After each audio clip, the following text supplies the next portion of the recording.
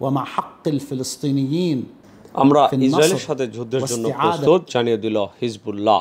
লেবাননের সশস্ত্র গোষ্ঠী হিজবুল্লাহর উপপ্রধান শেখ নাইম কাশেম বলেছেন, হিজবুল্লাহ অভিযানের পরিধি না বাড়ানোর সিদ্ধান্ত নিয়েছে, তবে তাদের বাধ্য করা হলে তারা তা বাড়াতে প্রস্তুত।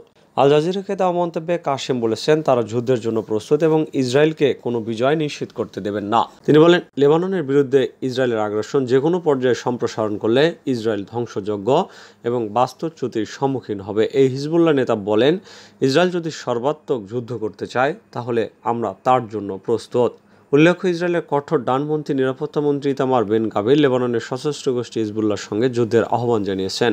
এক্সে প্রকাশিত একটি ভিডিওতে বেন গাভির বলেন, হিজবুল্লাহর সব শক্ত ঘাঁটি পুড়িয়ে ধ্বংস করতে হবে। উত্তরে ইসরায়েলের কিরিয়াত সমনা সফরকালে তিনি বলেন, লেবাননের শান্তি বিরাজ করার সময় ইসরায়েলের কিছু অংশে হামলা এবং লোকজনকে সরিয়ে নেওয়া অগ্রহণযোগ্য। বিশেষ করে দক্ষিণ লেবানন থেকে আসা গোলাবর্ষণে শহরটি ক্ষতিগ্রস্ত হয়েছে।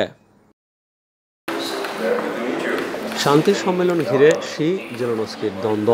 চলতি মাসে অনুষ্ঠিত হতে যাচ্ছে ইউক্রেন শান্তি সম্মেলন। আগামী 15 থেকে 16 জুন সুইজারল্যান্ডে এই সম্মেলন হওয়ার কথা। তবে এই শান্তি সম্মেলনকে ঘিরে ক্রমই অশান্তি বাড়ছে। ইউক্রেন প্রেসিডেন্ট ভলোদিমির জেলেনস্কি চীনের বিরুদ্ধে এই সম্মেলন বানচাল করতে চাওয়ার অভিযোগ করেছিলেন। এবার সেই অভিযোগের আনুষ্ঠানিক জবাব দিয়েছে চীন। গত রোববার সিঙ্গাপুরে সাংরি লা ডায়ালগে সংবাদ সম্মেলনে জেলেনস্কি অভিযোগ করেছিলেন, দুর্ভাগ্যজনকভাবে চীন কঠোর পরিশ্রম করছে যাতে অন্যান্য দেশ শান্তির সম্মেলনে যোগ না দিতে পারে। তবে বেইজিং জেলেনস্কির অভিযোগ প্রত্যাখ্যান করে বলেছে, শান্তির সম্মেলনে যোগ না দেওয়ার মানে এই নয় যে চীন শান্তি চায় না। চীনের পররাষ্ট্র মন্ত্রণালয়ের মুখপাত্র মাও নিং এক সংবাদ সম্মেলনে বলেন, সম্মেলনে যোগ না দেওয়ার মানে এটা নয় যে চীন শান্তি প্রক্রিয়া সমর্থন করে না, বরং এমন কিছু দেশ রয়েছে যারা এই সম্মেলনে অংশ নিলেও আসলে মন থেকে চায় না সংঘাত শেষ হোক।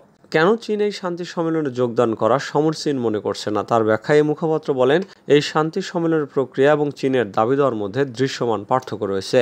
সেজন্য চীনের পক্ষে এই শান্তি সম্মেলনে যোগ দেওয়া সম্ভব নয়। তবে ভবিষ্যতে ইউক্রেন এবং রাশিয়া দুই পক্ষের অংশগ্রহণে শান্তি সম্মেলন হলে সেটাকে সমর্থন দেবে চীন।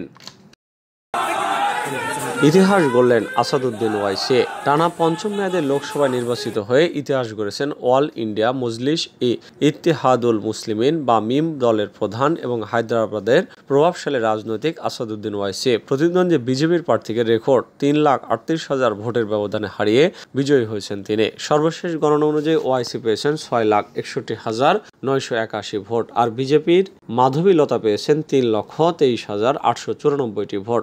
কংগ্রেসের মোহাম্মদ অলিউল্লাহ সমীর 62,962 ভোট পেয়ে তৃতীয় স্থানে রয়েছেন। ভারত রাষ্ট্র সমিতির গন্দাম শ্রীনিবাস যাদব পেয়েছেন 18,641 ভোট। মিমের শক্ত ঘাট হিসেবে বিবেচিত এই আসনে ওয়াইসির জয়ের ব্যবধান সর্বোচ্চ। 1984 সালের পর থেকে দলটি এই আসনে কোনো নির্বাচনে হারেনি। 2004 সাল থেকে গত 4টি লোকসভা নির্বাচনে ওয়াইসি এই আসনে জিতেছেন। 2019 সালে তিনি বিজেপির ভগবান রাওকে 2,82,186 ভোটে পরাজিত করেছিলেন। মুসলিম অধ্যুষিত এই কেন্দ্রে ওয়াইসির আধিপত্যকে চ্যালেঞ্জ জানাতে বিজেপির প্রথম নারী প্রার্থী ছিলেন মাধবী লতা। ওয়াইসির বিরুদ্ধে শাস্ত্রীয় নৃত্যশিল্পীকে মাঠে নামিয়েছিল গেরুয়া শিবির। নির্বাচনী প্রচারণায় শহরের একটি মসজিদে কাল্পনিক তীর নিক্ষেপ করে বিতর্কে জড়ান লতা। কারাগারে বসে ভেলকি দেখালেন খালিস্তানি নেতা অমিত পাল। কারাগার থেকে লোকসভা নির্বাচনে লড়ে জয়ী হয়েছেন ভারতের পাঞ্জাব রাজ্যের স্বঘোষিত খালিস্তানি নেতা অমৃত পাল সিং। ভারতের নির্বাচন কমিশনের ওয়েবসাইটে বলা হয়েছে, প্রায় 2 লাখ ভোট পেয়ে জিতেছেন অমৃত পাল। গত বছর গ্রেপ্তার হন 31 বছর বয়সী অমৃত পাল। তিনি পাঞ্জাবের খাদুর সাহিব আসন থেকে স্বতন্ত্র প্রার্থী হিসেবে প্রতিদ্বন্দ্বিতা করেছেন। 1 বছরের বেশি সময় ধরে আসামের ডিব্রুগড় কারাগারে আছেন পাঞ্জাব রাজ্যের স্বঘোষিত খালিস্তানি নেতা অমৃত পাল। 2023 সালের এপ্রিলে ভারতের জাতীয় নিরাপত্তা আইনে গ্রেপ্তার হন তিনি। এর আগে এক সহযোগীর মুক্তির দাবিতে তিনি ও তার সমর্থকরা একটি পুলিশ স্টেশনে হামলা চালিয়েছিলেন।